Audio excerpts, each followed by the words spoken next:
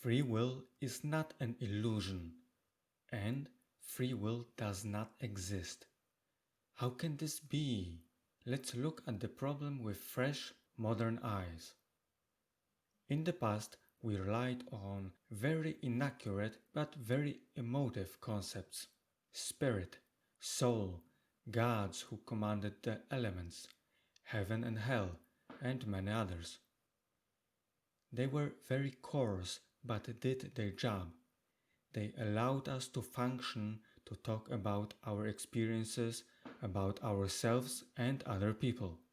Today, we no longer need to refer to souls of people.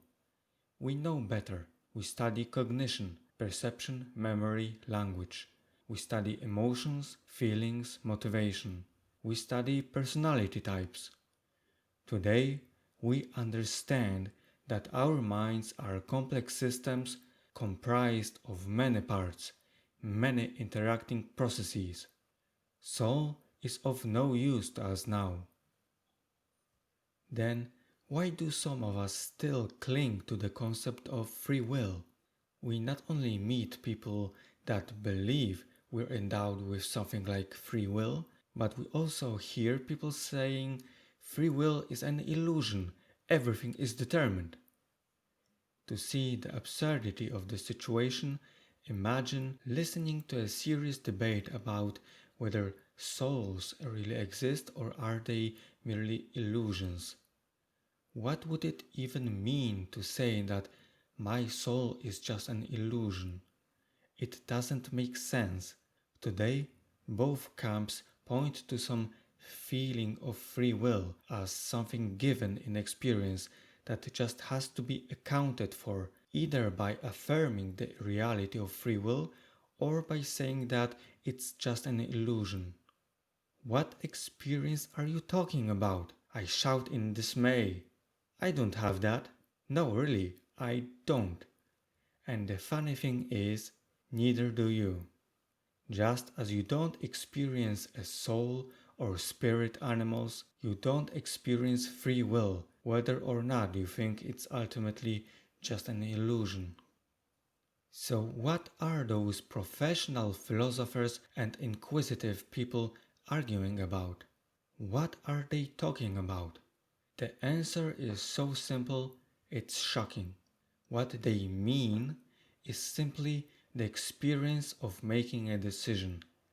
And don't even try to gotcha me. No, the experience of decision making is not the experience of free will, it's the sense of agency. Decision making is already being studied by psychology, cognitive science, behavioral economics, and neuroscience. It's a normal cognitive faculty, just like perception or memory. There is nothing spooky or unique about it.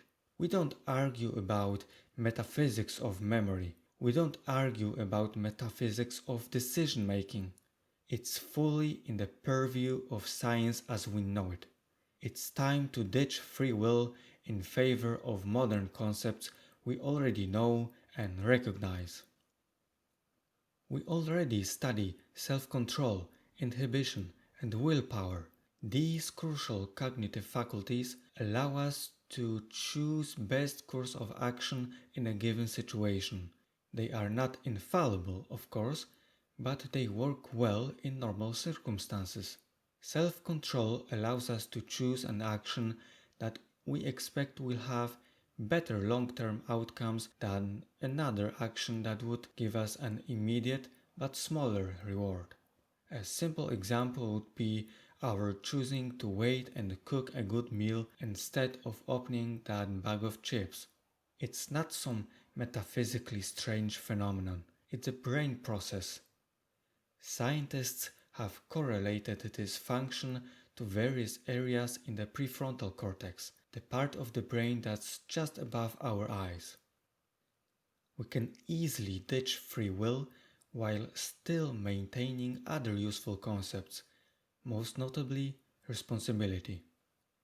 Today, we know when a brain is functioning fine and when its functions are impaired. Just as we can say that a car is working fine or has some problems, or when our immune system is healthy or not, so our brains can work properly or they can have issues. If we have sustained damage to our brain, or we have dementia, or we've been given a drug, or we have a brain tumor or a stroke, then our brain is not healthy. It's not functioning properly. In such cases, normal brain functions are impaired and we're not responsible for our actions. But when we have a healthy brain, then whatever we decide to do, we're responsible for our actions.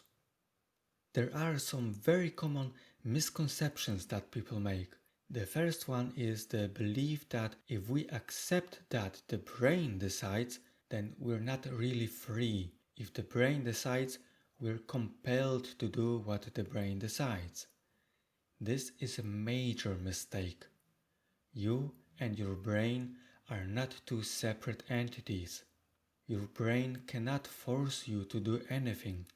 Your brain is, well, yours.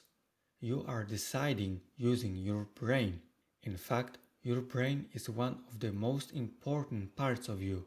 You may force yourself to eat healthy rather than give in to munching on snacks, but it's not the same sense of the word force. You, in your brain, choose to do this. The second serious misconception is the belief that if we accept that our decisions stem from our needs, wants, and desires, then we're not free. If our decisions follow from our desires and we can't freely choose our desires, then we just follow our passions. This blunder stems from a schizophrenic view of the human mind. It's predicated on a false distinction between your self, the rational decision maker, and emotion, as being two separate beings. This is not so. Your emotions are a crucial part of you, just like your fingers are a crucial part of your hand. You are not only your dispassionate thoughts and rationality. You are also your passions, desires, habits, quirks, style, and everything that makes you you. The emotions and the desires are some ways you make choices. They have many other functions, notably in motivation and learning, but they also help you choose what to do. They don't decide for you. You are making a choice by feeling what you want to choose. Someone may scream, but what if the world is deterministic? We're not free. We're not choosing anything. Everything has been already decided. To which the modern response is as follows. It doesn't matter whether the universe, including our brains, is entirely deterministic or has some random elements. The brain is a functional entity. The decisions you make would not exist without your brain. You are, thus, an indispensable element in your decision-making process. Yes, the brain can operate fully in a deterministic manner. It still decides based on your unique knowledge, inclinations, habits, emotions, style of thinking, etc.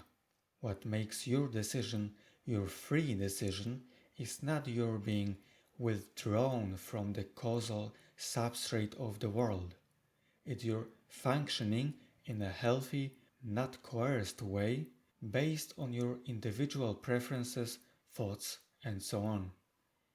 This is what makes you you. This is what makes your decisions your free decisions. We have a good sense of where we make our choices on our own. We have a sense of agency. If we're not coerced by anyone and are otherwise healthy and functional, we feel that we are the authors of our decisions and actions. As with any other mental faculty, our agency is not perfect. Just as we can experience some visual illusions, or we have gaps in memory, or we're not intelligent enough. You can't forget someone's name right after she introduced herself to you. You can't even remember things that never happened. So too we are limited in our agency. Sometimes our volition is inaccurate, has gaps, or we misattribute behaviors we make to us making a deliberate decision. Sometimes our agency fails. This does not mean that our agency is an illusion. It just means that it's a normal cognitive process that has limitations and blind spots. It's not surprising, but expected to see deficiencies of agency.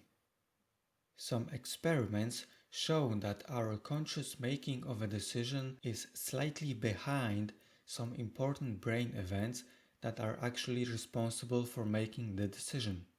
Does this mean that the brain makes the decision for us? No.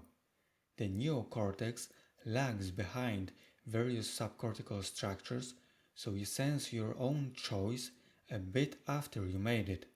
But you still made the choice. Just because it's a different layer of you, it doesn't mean it's not you.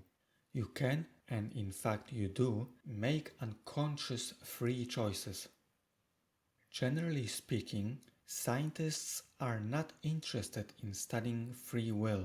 They are also not interested in studying the soul or many other anachronistic concepts.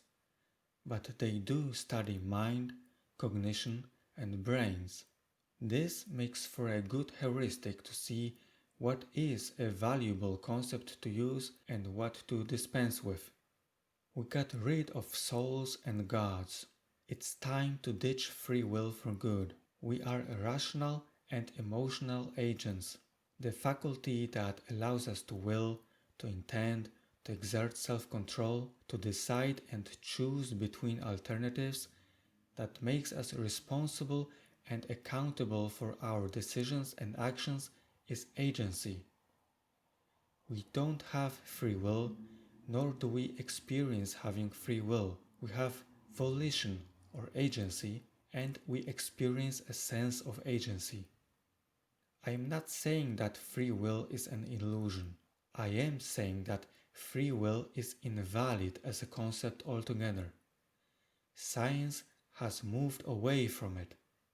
If science can do better, it's time for philosophy to catch up.